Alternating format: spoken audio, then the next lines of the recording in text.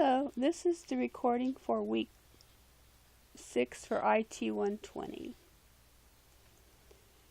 The discussion this week is due on Wednesday. You're to locate and create an illustration for your technical white paper. Include a caption for the illustration, cite and reference the illustration, and explain how the figure adds information or perspective to the reader. Explain why this illustration would be included in the body of the paper and not in the appendix. So, one way I like to create illustrations is to use PowerPoint. Because in PowerPoint, you have a lot of tools that you can use. For instance, if you want a square, you can create a square, you can format that square. Say you don't want to have any fill, then you just change the fill to white. Oops, wrong one. And then you can add a caption inside the square by adding a text box and then typing your text. And you can center your text by clicking on the text box and clicking center. So you can do a lot of things that way. You can also insert clip art or pictures. So let's go to online pictures. It takes a minute to load. So let's say we're writing about computers.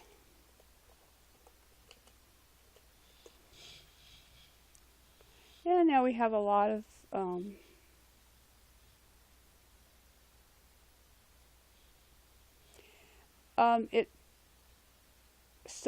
it's showing the creative license, so that's your responsibility as far as citing them. But let's say we're going to add this computer picture, or maybe you want to do a laptop that's newer. And it's really huge, and we want it to fit in our little box here. And you see how I put it in there, and now my text is gone. Oh, I didn't know it had that little part there. So if we take, that was from the first one. I didn't realize I had inserted the first one. So you see how it covers up the text? All you have to do is move that down and bring your text forward. And you do that by right-clicking, making sure it's highlighted, and you bring it to the front. Then when you put your text there, wherever you put it, then it, oops. So if we want it on that edge. Now if we select all those and right-click again and go to group, we can group them. Then when we copy them and go to Word, so we go down here to Word, into the body of Word, and we're going to give us a line, and we're going to paste that picture. Now you see how it's covering it up? If you click on the picture itself, and you right click,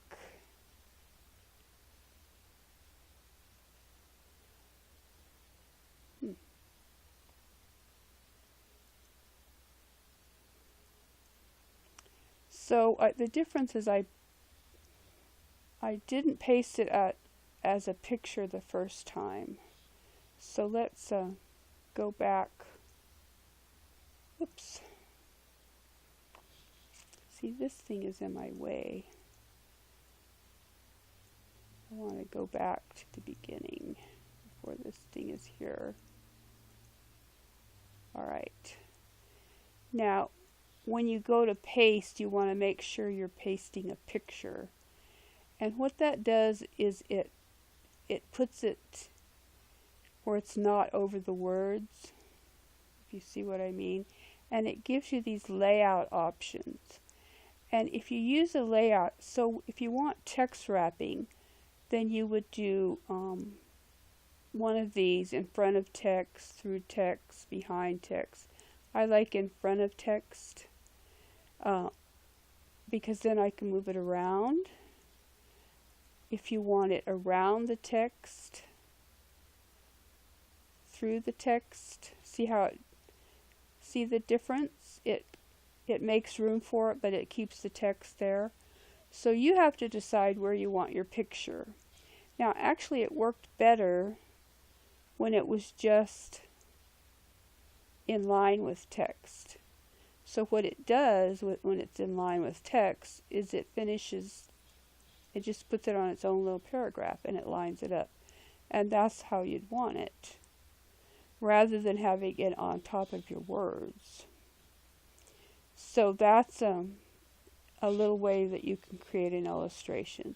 You, of course, can search online, find a picture, paste that picture, but make sure you reference it, and that would be on your reference page. Now, since this is a discussion, you can insert the picture and then put your references at the bottom, and then the in-text citation would be below the picture. And then you want to do the explain. Don't forget to do those two things that it says to explain. Then you're going to do one response, and you're going to provide your perspective on the illustration of one person in regards to clarity, relevance, and caption. So it depends on what the person is writing about, whether it's relevant. So it's probably a good idea to provide your technical paper as part of your, just add it as rather than copy it, just add it as a file. That way the person can read your paper and decide for themselves if it's relevant and how they think about your caption, and explain these other. And then provide an example of graphic that would be placed in an appendix. And make sure you cite your references. Now the Unit 6 assignment is due on Sunday. Again, we're doing revisions, edits, proofreading, and you're looking at the things that I've talked about for week 4, 5, and 6. 4 and 5, I gave you things to change. Some of you changed things. So I haven't finished all the grading, but some of you changed things. Other people didn't.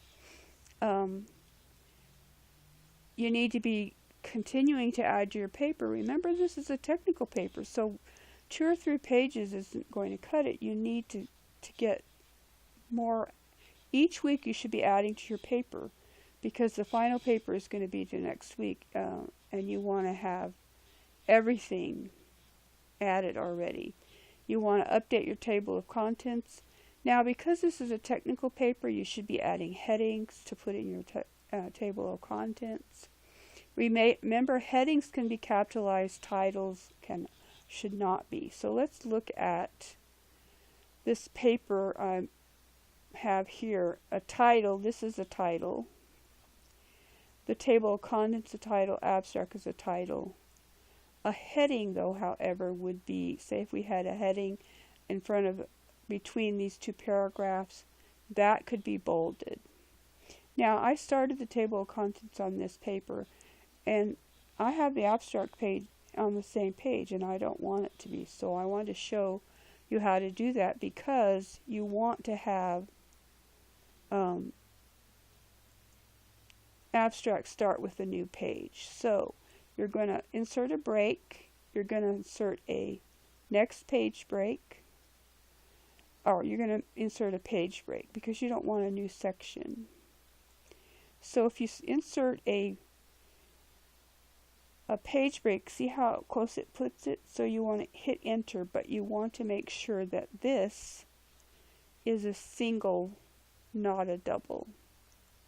And you do that by right-clicking and going to paragraph, and you just change it to single. So this is the only place in your paper that should be single, so that there's a little bitty space between those two. So that's kind of how it looks. And you shouldn't really need, and if this is a double, then we wouldn't need that space. So You have a little bitty space there, but it has to start at the top of the page. You shouldn't have 3 or 4 of those, and the only one that you have is a single, just to give us a little separation between those two. Now, to see those paragraph marks, you turn on this little thing here. You see the paragraph marks and spaces are gone.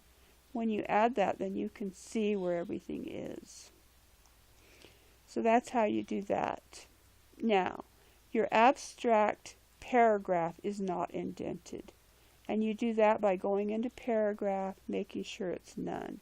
So there you have a first line indent, a hanging indent, and none. So abstract, there's none.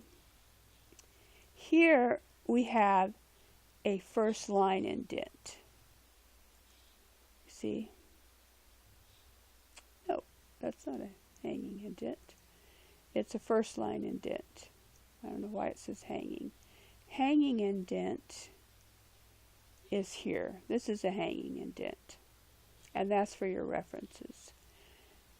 Now be sure you, on your first page of your paper, that you have the title. You have the heading and you have the title. Then if you have a header, say you have a heading called Introduction, that would be after this title. Let's see what else. So then at the end you want your appendix, and it will be on its own page again. And then I had looked up some samples for appendix, and I found this paper that talks about tables, illustrations. So that's another thing you could do if you could make a chart, and then you would have your appendix. And you would, in your appendix, you would add different things. So in this paper, it tells you that you can have text, figures, tables. If you have a note, it's double spaced. If you have a title, it's below the section. So for instance, this is the appendix, and if you have more than one, then it's A and B. But this is the title, your appendix title. And this one has a table, and it tells you the section. So this is a really long paper, so I don't expect you to have that much, but you should have something in your appendix by next week. Okay? So your paper is expected to include title page, abstract, table of contents. Remember, the table of contents goes between the title page and the abstract. That I don't know why I have those together, but that's kind of out of order. Then the body of your paper, you should have introduction, main body, and conclusion, but you can have headers in those in the main body and for the introduction and conclusion that you can add to the table of contents. Now the table of contents should have the headings and the page number. So anything that has a heading, you should put on the table of contents, and then the page number that starts on. And your reference page, you should have at least 3 references. They need to be APA formatted. If you haven't been doing that, you need to do that, because next week it'll just be a 0 for that part if you don't do it. And then your appendix, which may be blank right now, but it will need to have something later. The paper is expected to include text citations and in-text and references. So if you have a reference somewhere in the body of your paper, you need to have an in-text citation. Now the Unit 6 Knowledge Checker is the one I call HDX. It's due on Sunday. You have to complete the Knowledge Checker section questions. If it registers a 0 score, go back and redo the test. If it still gives you a 0, even though you got like an 8, Retake the test, screenshot your results, and send it to me so I can adjust your grade. For some reason, sometimes it's not working, especially the first time you take it. So just go back in there and retake the test. If you've already gone through the whole section, all you have to do is go down and retake the test and see if that registers. And if it doesn't, send me a screenshot and I will adjust your grade accordingly. I tried to go over a few things that might be helpful. One thing I wanted to talk about was see how I have the numbers aligned. You do that with a right tab. And to get into the right tab, you go to Paragraph, and then you click the tabs. And you just choose the tab. See, it's a right tab, and it says it's at 656. And then, when you hit Enter, so if I hit Enter here, oh, whoops, I hit it in the wrong place. So if I hit it right after the 8, it already has the tab set because it keeps it for every paragraph. And you just start typing, then use periods, and then do a tab and type your number, and it will line them up. And you can do that with the appendix also. That's all I have this time. If you have any questions, please let me know.